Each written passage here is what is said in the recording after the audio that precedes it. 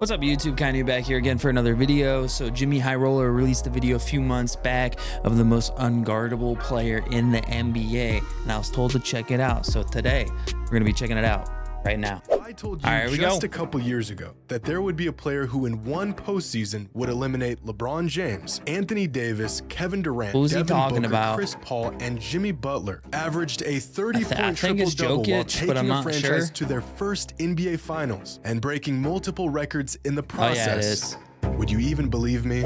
In terms of offensive brilliance, LeBron James set the gold standard for what is possible in the postseason, piling up an offensive box plus minus of 12.8 back in 2009. This record has yet to be broken, and it may never be, because the next closest playoff run in terms of offense was Michael Jordan in 1991, Michael Jordan again in 1990, and then LeBron James again, and then Michael Jordan again, and then our friend Nikola Jokic, and then more Michael and LeBron. You won't even find another name on this chart until we get down to the 11th best offensive postseason in NBA history with Stephen Curry in 2017.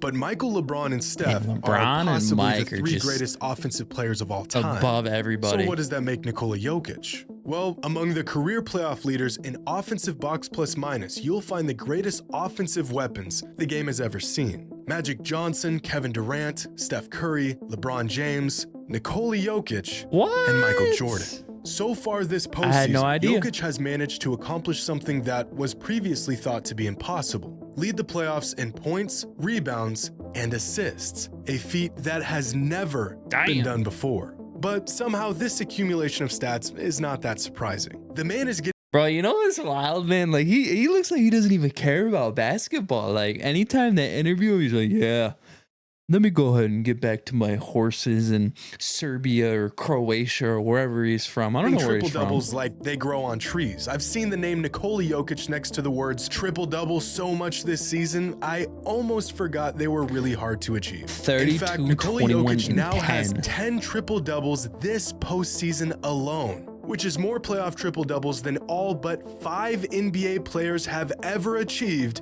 in their entire career. Now, a big burling center like Nikola Jokic is supposed to be really good around the rim. Among players with at least 1,000 career playoff shot attempts, Jokic ranks second all-time in effective field goal percentage. As impressive as this is, you always forget how good Dwight was. But you know what I didn't expect? Among players with at least 1,000 career playoff shot attempts, Jokic also ranks second in three-point percentage. Now, before you go and pick your jaw up off the floor, I must also tell you that among high-volume playoff shooters, there are only 2 players in NBA history who have— I want to circle something real quick. Look where Steve Nash is, man. 40% from 3. Imagine if Steve Nash played in like nowadays game. I feel like he was good back then, but he probably would have been like, you know, greatest of all time almost if he played today. Have career splits of 50, 40, 80. Kawhi Leonard and Nikola Jokic. Jokic is really good at everything. So how do you stop him? Well, what would most players do in this situation? Jokic is sandwiched between a double team, but he's got a few options. He's gonna dump it off to the guy underneath. Lob it up for Jeff Green, who's got a man sealed off. Not him. B, swing it to Jamal Murray at the top of the key. No. Or C, float it above Bam and attempt to knock down an 8-footer. I was thinking about passing number 0. Yeah, there you go. He does none of those things, and instead slips a pass to a cutting Christian Brown for an easy dunk. One of the best ways to describe Jokic's game is that he makes it difficult for his teammates to even make a bad play. If you're open, he'll find you. Like this play right here. Jokic gets the mismatch on Butler in the high post. Kyle Lowry sees this, and so he signals Highsmith to double him. Now, right away, you can see Highsmith doesn't want to commit to the double. He knows it's a bad idea, because even with his man on the other side of the court, he knows Jokic can just easily do this. But in some cases, the Heat choose not to double. And since there's no one in the NBA who can guard Jokic one-on-one, this turns into about the easiest 2 points you'll see in the finals. In terms of offensive value, one thing we have trouble measuring is a player's gravity. When a player becomes a perpetual threat on offense, they leave the defense with no choice but to pick their own poison. All the great players have this effect to some extent, but the gravity Nikola Jokic imposes on the opposing defense is like some sort of black hole, pulling everything within his vicinity in against their will. On this play, Murray uses the pick and finds a rolling Jokic at the center of the defense. Once Jokic gets the ball here, Miami's already failed on this defensive possession. Look around the court. Highsmith is the only defender within 8 feet of his man. Miami is so consumed with stopping Jokic at the point of attack that they leave him with 3 open options from which he can choose from.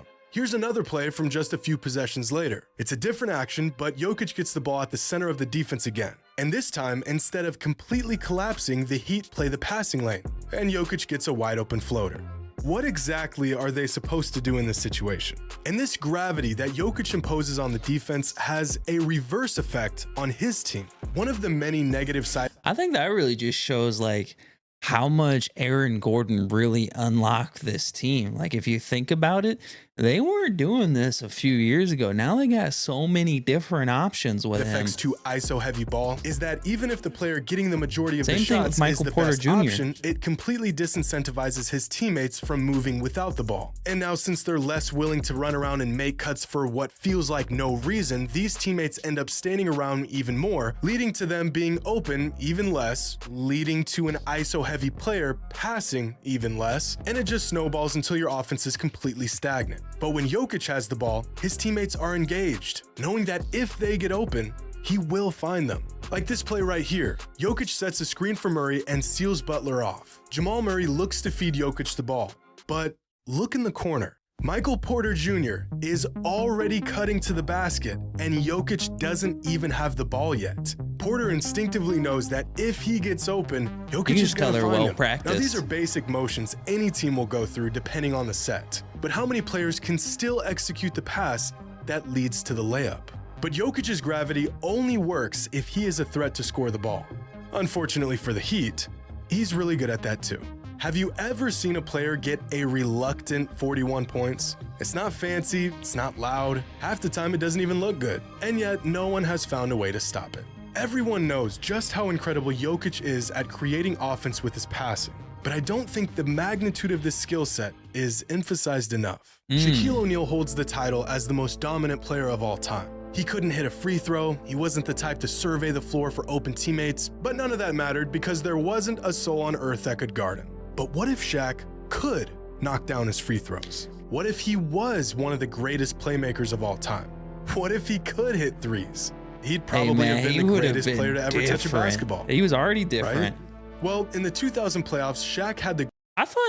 I thought Hakeem could guard him. I thought that was like the big thing about Hakeem Olajuwon is that he could guard Shaq. Greatest postseason run of his career, averaging nearly 31 points, 15 rebounds, and 3 assists on 57% shooting. Oh my God. This was his masterpiece. Now take a look at Jokic's numbers from this postseason.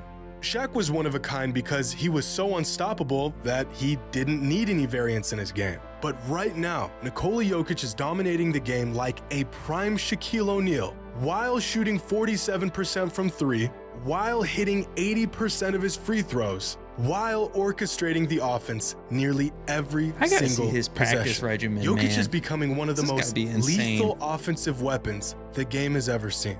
And he's doing it in a way that only he could. Among the greatest offensive players of all time, here's a chart of their best playoff runs in terms of points generated. That's points a player created through both scoring and assists. 30 is the threshold here, but most all-time greats surpass that total. KG, Barkley, and Carmelo all had playoff runs where they generated about 35 points a game. Dwayne Wade is the first player on this list to crack 40 points generated per game in a playoff run. Giannis, Kareem, and Steph all had runs averaging about 42 points generated per game. Damn, keep climbing Russ and you'll find there? the 9 players who surpassed the coveted 45 mark, and only 6 of them did it in the modern NBA. No, Bron? Allen Iverson's best playoff run that came in 2001, Luka in 2022, Jordan in 1990, Magic in 1986, LeBron in 2018, and Nikola Jokic this season, creating more offense than any player in any season ever.